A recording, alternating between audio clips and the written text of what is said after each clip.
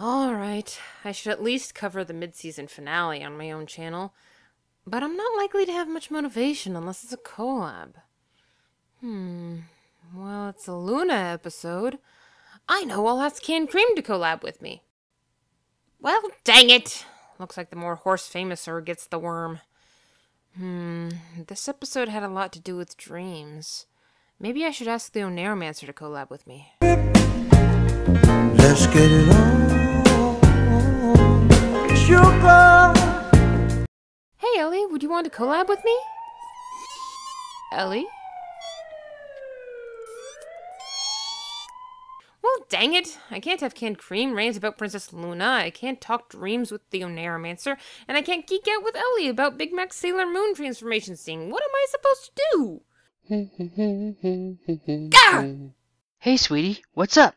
Alright, this'll do. Huh? Shush. Collab now, questions later. Before we get started on the episode itself, I want to gush over the title a little bit. I loved the reference to Philip K. Dick's classic science fiction novel Do Androids Dream of Electric Sheep, the book Blade Runner was based off of. Loosely based off of. It's a nerdy little reference that only weirdos like me would get. What does it have to do with the episode? Absolutely nothing, but it's a cute little pun nonetheless. The episode starts out with Luna referring to a blue cloud of smoke as a tantibus. This threw me for a loop because it sounded like a creature you could find in Greek mythology.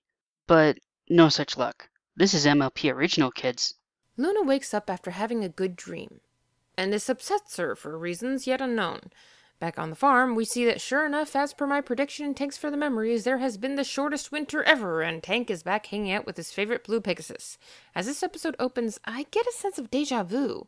Now, I'm not one to keep up with the comics, but I do own the Nightmare Rarity arc, and this is very similar to how that comic starts. The main six get together, not having enough sleep, only to realize they've been having similar dreams because of a disembodied creature that had once haunted Luna, and to eventually get help from said princess. Although there are a lot of similarities, this doesn't necessarily cancel out the Nightmare Rarity arc. The Nightmare Forces could have been the cause of Nightmare Moon, whereas the Tantibus could have been a result. But we all know one universal truth. No one remembers Spike. And like in the comic, they all decide to have a slumber party as a solution. Then Twilight asks the question that's on all our minds. Why not ask Celestia for help? The answer was surprising. She can't? I always assumed that any magic user could learn any spell, given enough time to study. I'm more under the impression that other than basic spells, one is usually limited to the spells having to do with their talent. Unless they're a savant, like Twilight. Also, apple pie is canon! Yeah, Pinkie had her own bed, but decided to sleep with Applejack anyway. After they fell asleep, Luna goes into each of their dreams, starting with Rarity. Her dream is basically Art of the Dress, except it's all one dress. I expected a bit more creativity in this dream. Then the Tantibus puts its own spin on the dresses, which proceed to attack her and the rest of her dresses. Then let's stop it! No, please. Yeah, that didn't exactly work out well for you last time, hun. Next we move on to Pinkie's dream. I can't help but love the fact that Pinkie's mind works too quickly for either Luna or even the Tantibus to keep up with. You have ADD in your dreams now, Pinkie? I wonder what thought processes lead to the changes in Pinkie's dream. Even with ADD, it's not too hard to focus on an evil cloud, right? Next we move on to Fluttershy's dream. And she has a petting fetish. Didn't need to know that. But the Tantibus turns Angel into... Why does that thing remind me of a Digimon? No, not that one. Close enough. What confused me was Fluttershy calling him Evil Angel. I thought he already was? Be nice. Swiftly moving on to Applejack's dream. Or a rerun of Bats, I'm not sure which. And speaking of reruns, we see Rainbow Dash reliving the events of a Canterlot wedding, which apparently she found enjoyable.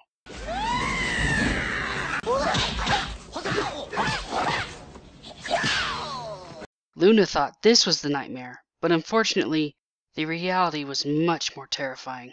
Oh god. It's a troll in Central Park! Have you no mercy?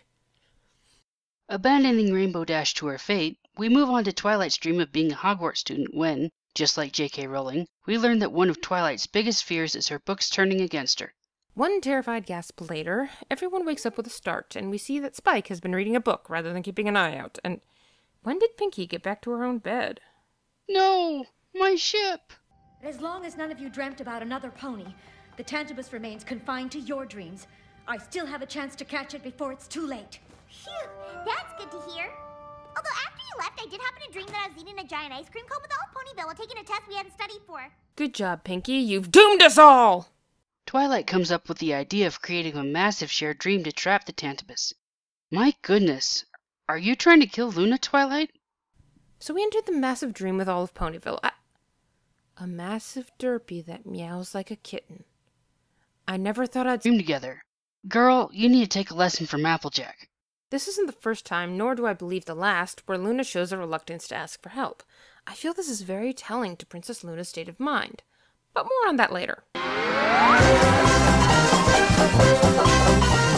The main six step in to help, with Flutterbat saving the doctor and Big Mac being backed into a corner.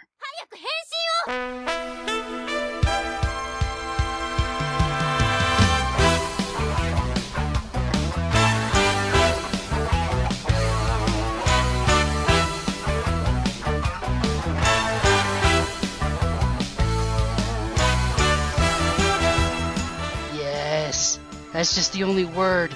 Yes. This is the best thing this show has ever given us.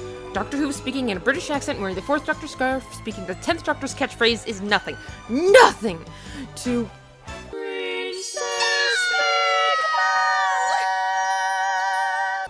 This is... He even has the jewelry. I'm sorry, Applejack, but all hail Best Princess! Oh, right, there's more episode to cover. So the main six start asking for help of the other townsfolk, and this is getting seriously epic. At first, it seems like this is not enough. Then the main six inform every pony of the wonders of lucid dreaming. Spike changes into a knight in shining armor and rides into battle upon Derpy's back. Filthy Rich uses the superpower of money. And Scootaloo fights off the Tantibus with giant wings. Aw, that's adorable. And tragic. But mostly adorable. And Twilight fights back with her army from her once-destroyed home. Also tragic. Fluttershy fights as Flutterbat, and with Cocomon here, Rainbow Dash fights as Zap, Applejack as Mistress Marvelous, and... Hold on. I feel like something's missing. Rarity and Pinky don't seem to be carrying their own weight. If I expected any pony to take advantage of a dream, it'd be those two. I mean, sure, Rarity sewed the dream shut, and Pinky pulled her clap if you believe routine, but I feel like they could have done more. Even including the other main six, I'm disappointed in them. I mean, did you guys forget about your all-powerful but admittedly visually abominable form? Or at least that's my headcanon. She uses the Tantibus as a kind of penance to punish herself for her past sins. So all she has to do is get rid of all her guilt. Oh yeah! Easier said than done. I love this conflict, and it's something that needs to be talked about more, but I just felt like it was resolved too quickly. So quickly, in fact, Twilight even has to do a summary of the friendship speech she just gave. Personally, I identify very heavily with Luna here, which is why I was a little disappointed that they thought all her self-hate could be fixed with a simple "Believe in me who believes in the you who believes in the One Piece" speech. My only consolation really is that the Tantibus wasn't really destroyed. It just shrank and went inside of Luna, so she can bottle it up like a normal pony. I very much agree. This was one of those conflict resolutions that would have been more believable had we been given more time to work with it. Problem is, it was a situation that required it to be immediately solved. Problems like these take time, but the Tantibus was escaping now. I do like how the Tantibus went back inside Luna, because I felt that symbolized that the memory of the problem was still a part of her, but it didn't dominate her anymore. Luna, final thoughts? This episode, much like the rest of the season, has impressed me. The man versus self type of conflict is a difficult one to handle, and I think they pulled this one off nicely, with a few setbacks. Overall, I loved it. There were ways it could have been improved, but I really respected what they were trying to do here. Well, there we go. Finally put a review on my own channel for Season 5. Sweetie, isn't there something you wanted to tell the internet? Oh yes. Yes there is. I'm leaving you for Princess Big Mac. Bye! Wait, what? Sweetie? Mr. Sandman, Yes? bring us a dream. Give him a pair of eyes with a come-hither gleam. Give him a lonely heart like Pagliacci, and lots of wavy hair like Liberace. Mr. Sandman, someone to hold would be so peachy. magic bean.